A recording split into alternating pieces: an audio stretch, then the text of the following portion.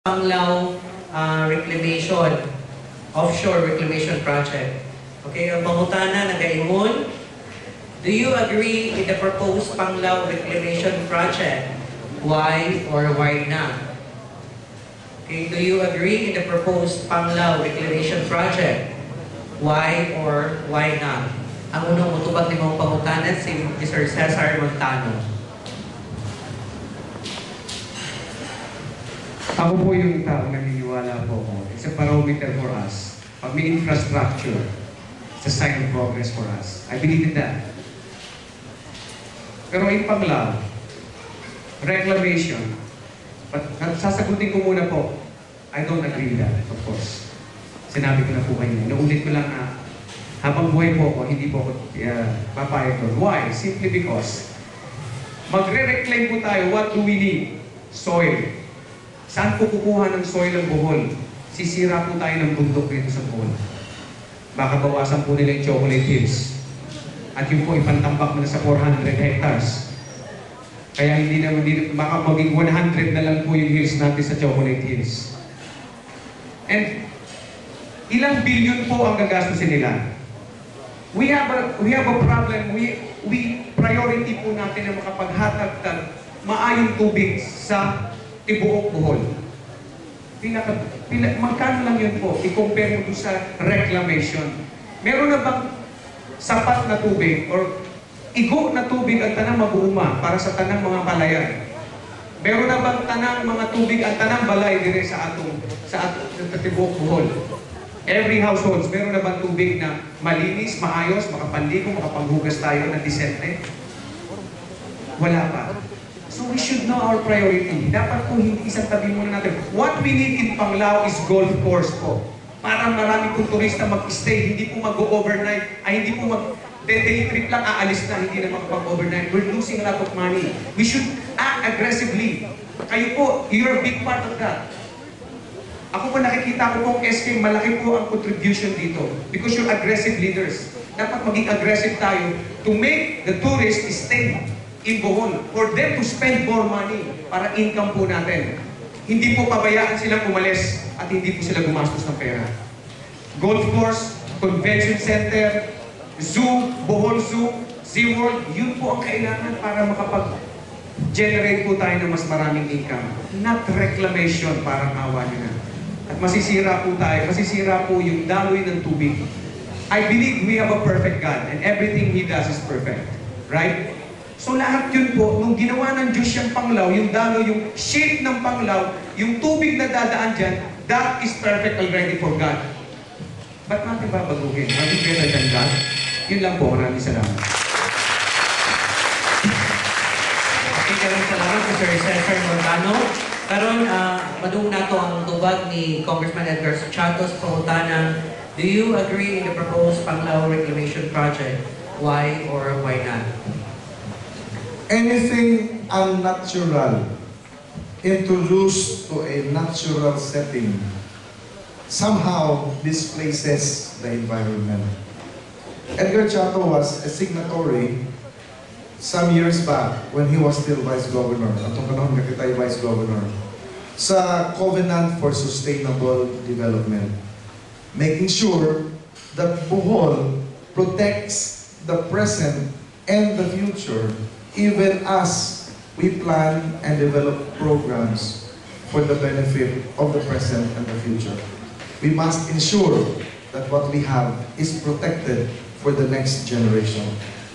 Edgar Chato, when he was still Vice Governor, was also the presiding officer of the Provincial Board when we crafted and approved the first provincial environment code ever in the country. Tungod niya na ang atong vision sa Bohol anchor strongly on protecting the environment even as we plan to develop. I could not reconcile as of yet the principles of putting islands in the beautiful island of Panglao right across the dive sites of Balikasab. And this to me is something that has to be scrutinized with the needle's eye. Tungod kay di man yun ni ordinaryo o natural na proseso. And project proposal.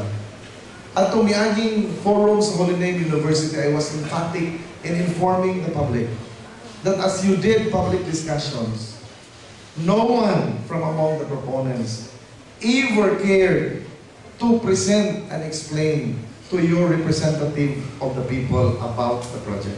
I was kept in the dark.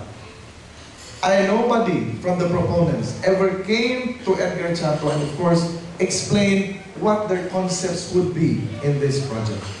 And I said in that forum, I cannot support a project which threatens the environment, especially of the rich biodiversity area in the Panglao Island.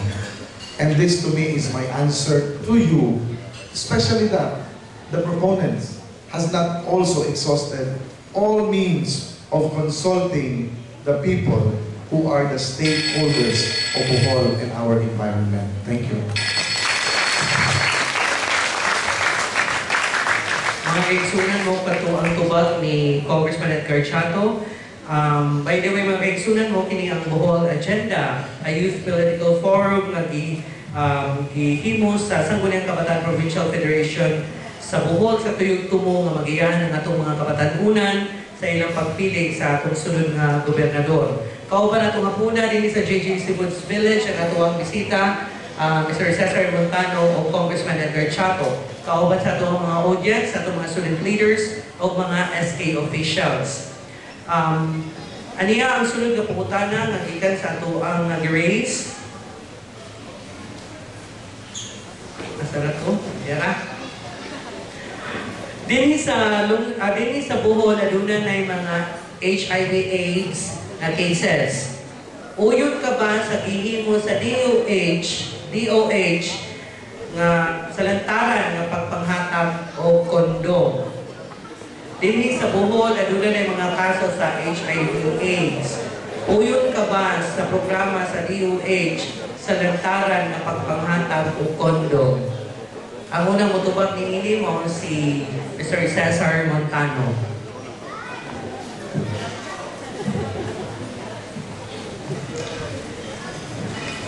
Unang-una,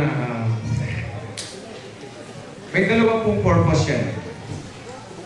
First, you will feel safe. Or another thing is it will motivate you or encourage you to do so. Well, tayo po dito sa Bohol, we are very conservative. I don't think we have that problem. I don't think kulang po ang ating pag-iisip, Boholanos, to do what is right. Ang premarital sex is happening across the country. We have a problem about that. But I believe so Boholanos, we know what to do with that already, especially the youth in front of me right now, the SK. You're a big part of this. You're a big part of solving this problem or dealing with this issue. And we are old enough or mature enough to deal with this. Akong nagsali ko sa inyo po that we know how to go about this. Kahit kung magbigay sila, magkalat po sila ng mga condoms sa entire Bohol, wag lang po nilang itapon sa dagat kasi may plastic yung makakasira sa kalikasan. Hindi po siguro makakaharap sa atin. But we should tell them na we don't need that. Plastic po yun eh. Hindi natin kailangan ng mga plastic dito sa Bohol. Sapat na yung mga plastic dito na dapat natin itapon sa tabi. But rubber and plastic we should avoid.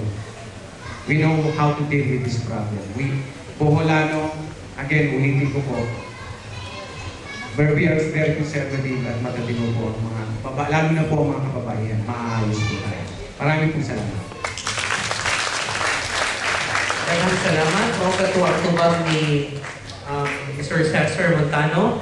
Karon, madugong na ito ang tubag ni Congressman Edgar Chato sa panguntanang sa Bohol, adunay HIV/AIDS cases. Uyon ka ba sa programa sa DOH sa lantarang pagpanghatag ng kondom?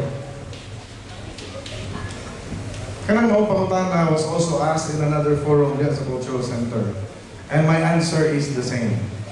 Ako, believer ko nga dili yun angay maghimo o kalihukan that encourages promiscuity. Kanang sex nga bisag asa na lang, o niya, walay walay gugma